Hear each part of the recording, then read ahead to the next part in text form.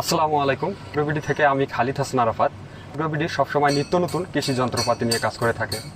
আজকে আপনারা যে মেশিনটি দেখবেন ট্রাক্টর এবং পাওয়ার টিলারের মাঝামাঝি একটি যন্ত্র, আনোয়ার এক্সেল পাওয়ার টিলার।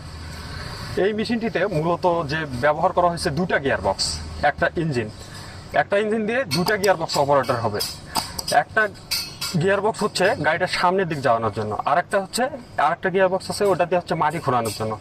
এই দুটা গিয়ার বক্স হওয়ার কারণে সেপারেট হওয়ার কারণে লাইফ লংজিভিটি অনেক বেশি হবে।